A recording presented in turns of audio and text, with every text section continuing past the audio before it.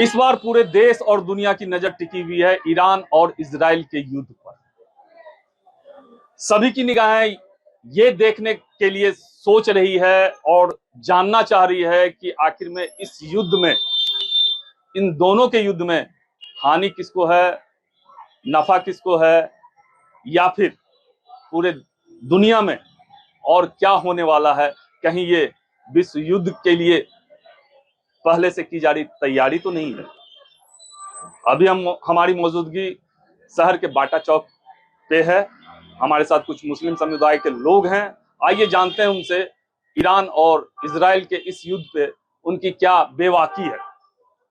क्या नाम हुआ सर आपका? मैं जफीर हुसैन। जफीर साहब, ये बताइए कि ईरान और इजराइल में युद्ध हो रहा है, इसको आप किस तरीके से देखते हैं? ये तो देश और दुनिया के लिए बहुत ही घातक हो रहा है। खास करके कहा जाए कि पूरी दुनिया में इस युद्ध से बहुत बड़ा असर पड़ने जा रहा है। आज पूरे हर जगह देखिए इकोनॉमिकल लोगों का जो है बहुत घट रहा है। हर जगह एयरबेस बंद कर दिया गया है। पूरी दुनिया, एक देश नहीं, इसके साथ 10-15 देश, 20 देश जो है अभी अपना तफरी में मचा हुआ है। जो हमारे यहाँ के स्टूडेंट बाहर जाके पढ़ते थे वो परेशान हाल है। कहीं ना कहीं इस युद्ध से पूरे दुनिया में अफरा तफरी मची हुई है। लोगों में जो है एक ऐसी भावनाएं पैदा हो गई, होगा तो क्या होगा आगे। कहीं ना कहीं ये तृतीय विश्व युद्ध की शुरुआत तो नहीं है। जी, ये विश्व युद्ध की शुरुआत तो नहीं है, आपने ठीक कहा। लेकिन इसमें ये बताइए कि क्या इस युद्ध से नफा और नुकसान कहाँ होना है और पूरे दुनिया में इसका क्या असर होगा? युद्ध से कभी नफा नहीं होता है।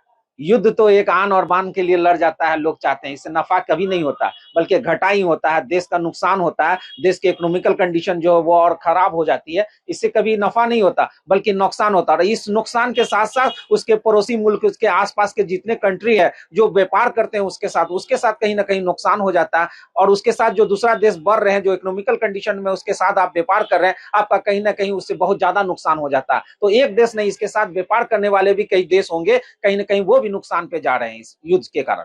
पूरे दुनिया में इस युद्ध की चर्चा है, सबकी निगाहें युद्ध पे है।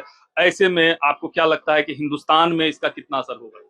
जी, भारत भी, हमारे भारत जो है वो भी अपना व्यापार जो है इन देशों से करते हैं। कहीं ना कहीं अगर व्यापार के साथ साथ हमारा जो रिलेशनशिप है उसमें भी कहीं ना कहीं असर पड़ेगा, गहरा असर पड़ेगा। और हमारे जो यहाँ तेल आते हैं उस पर भी असर पड़ने लगेगा। फिर हमको महंगाई तेल खरीद के बेचना होगा, तो कहीं ना कहीं हमारा इकोनॉमिकल कंडीशन जो बेहतर था कहीं ना कहीं वो महंगाई के रूप में जाएंगे, तो हम लोग कहीं ना कहीं दिक्कत में पड़ेंगे।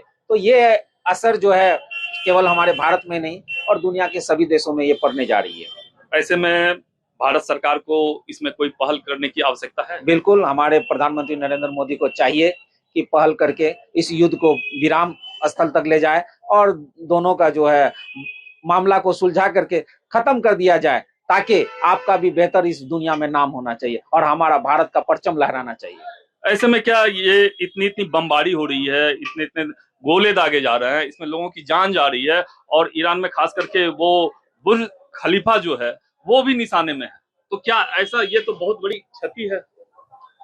हमने आपको पहले कहा युद्ध से किसी को लाभ नहीं होता है या युद्ध से किसी को नफा घटा नहीं होता, बल्कि ये घटा हो रहा है एक तरह का। ये जो है कहिए कि कहीं ना कहीं आपने युद्ध में अपने हथियार डाला तो दूसरे हथियार डालने के लिए तैयार नहीं है। इसलिए कि जहां ये युद्ध पहले हो चुका था, ये युद्ध बंद हो चुका था, अचानक इजराइल और अमेरिका मिलके इसको फिर से जो है हमला किया, तो कहीं ना कहीं उसको लगा कि अगर हम पे हमला किया तो हम भी इसका बदला लेना चाहेंगे। तो दोनों बस बदला की आन की लड़ाई है, एक दूसरे से लड़ रहे हैं और इसका भुगतना तो पूरी दुनिया को पड़ रहा है। देखिए, ये इन्होंने बहुत बड़ी बात कहा है कि इसमें अमेरिका का भी हाथ है और ये बहुत बड़ा क्षति है, पूरे दुनिया के लिए क्षति है और ये आन और बान की लड़ाई है। ऐसे में हमारे साथ और भी लोग मौजूद हैं। सर, क्या नाम है आपका? मेरा नाम मोहम्मद बबलू। बबलू सर, ये बताएं कि ये जो युद्ध हो रहा है ईरान और इजराइल में, ये इसको किस तरीके से आप देखते हैं? देखिए, सबसे बड़ा बात ये है कि अमेरिका पर कभी भरोसा कर ही नहीं सकता है। मीटिंग हो रहा है, लीबिया पर हमला कर दिया। मीटिंग हो रहा है, इराक पर हमला कर दिया। जनेवा में मीटिंग हो रहा है ईरान के साथ, ईरान पर हमला कर दिया। जस्ट ए टेररिस्ट है ट्रम्प, और उसके साथ साथ बेंजामिन नेतन्याहू। आप बोल रहे हैं ट्रम्प को टेररिस्ट? हाँ, बहुत बड़ा टेररिस्ट। इसके बड़ा टेररिस्ट कोई होगा ही नहीं। एक स्थिर सरकार को अस्थिर करने का काम करता है। ईरान क्या किया था? स्थिर सरकार चला रहा था, आपसे बात हो रहा है, आप उस पर हमला कर दिए, उसके चीफ को मार दिया, अयतुल्लाह खोमेनी को मार दिए। क्या मिला आपको? उसके पूरे परिवार को खत्म कर दिए। तो इससे तो पूरे देश में, पूरे विश्व में क्राइसिस चलेगा तेल का। अब बहुत बड़ा अर्थव्यवस्था, इकोनॉमिक पोजीशन पूरे देश का इतर बितर हो जाएगा अभी। और इससे मेरा भारत भी अछूता नहीं रहेगा, क्योंकि मेरे यहाँ का भी जो विदेश नीति वो अच्छा नहीं है। हम लोग का तो अपने पड़ोसी देश से अभी चल नहीं रहा है, तो क्या होगा। आप देख लीजिए, होमो स्ट्रीट से 30% तेल इंडिया में आता है, बंद कर दिया। वो लाल सागर से तेल आता है, वहां से बंद हो गया। तो इंडिया को तेल देगा कौन? वेनेजुएला तेल देगा तो उसका मतलब कि 150% उसका आपको टैरिफ ले लेगा। आप बचिएगा कहाँ से? भारत ऐसे गरीब देश है, गांव का देश है, यहाँ का असर बहुत ज्यादा पड़ेगा लोगों पर। ऐसे में भारत सरकार को क्या इनके किसी भी पहल से कुछ सॉल्यूशन हो सकता है क्या? बात करें बेंजामिन नेतन्याहू से, तो गया था बात करने के लिए, 11 बजे रात में आया, दूसरे दिन 11 बजे हमला हो गया। फिर बात करें कि जो है आप ऐसा मत करिए, जंग को रुकवाइए। दोनों 11 बजे रात में मोदी जी आए थे, 11 बजे दिन में हमला हो गया।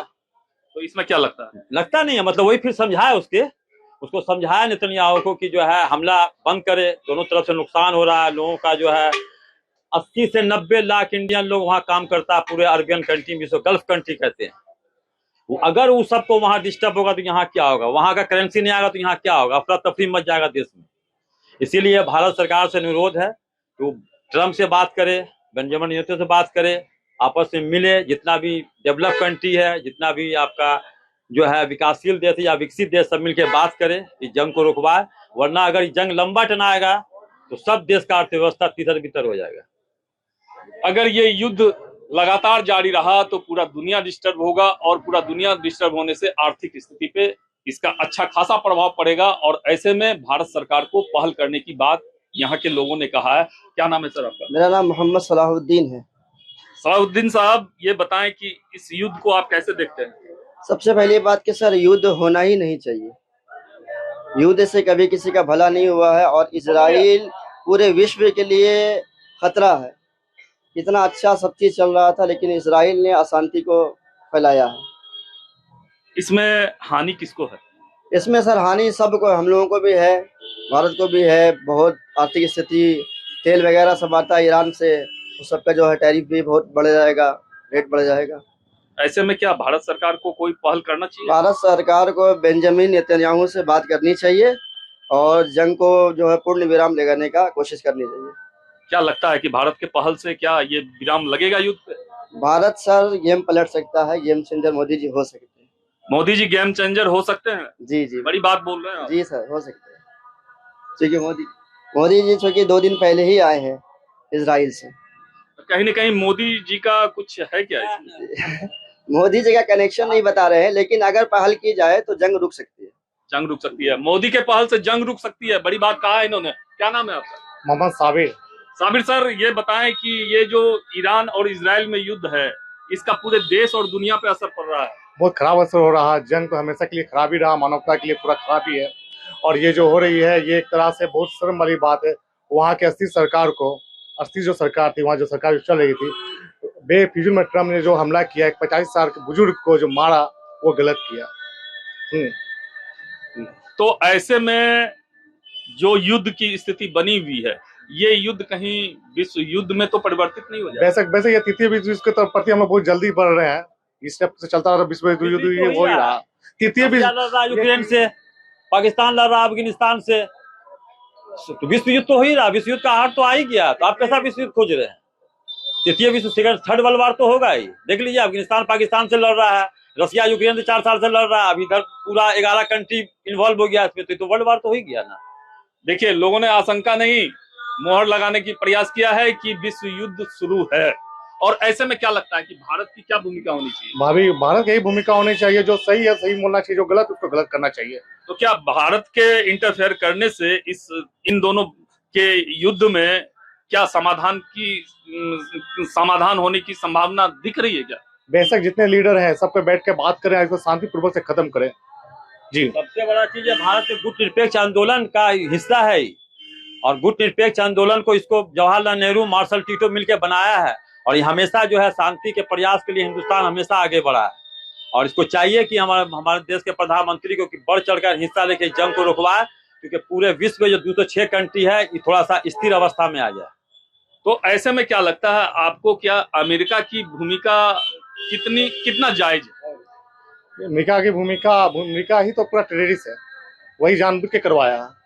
बहुत सा उसका कांड जो किया है वो उसको मिटाने के लिए भी वही नया चीज ले आया। नया चीज है। जी हाँ। तो ऐसे में विश्व गुरु जो भारत बनने का प्रयास किया है, लोगों का कहना है कि भारत इसमें पहल करे और अमेरिका का जो रोल है इस युद्ध में वो सही नहीं है। और ऐसे में देखना होगा कि भारत कितना पहल कर पाती है, भारत सरकार कितना पहल कर पाती है और इस युद्ध को रोकने में कितना सफल हो पाती है। अन्यथा ये विश्व युद्ध कंप्लीट है, तैयारी कंप्लीट है और विश्व युद्ध का संकेत नहीं, ये इस पे मोहर लगना जरूरी साबित होता जा रहा है।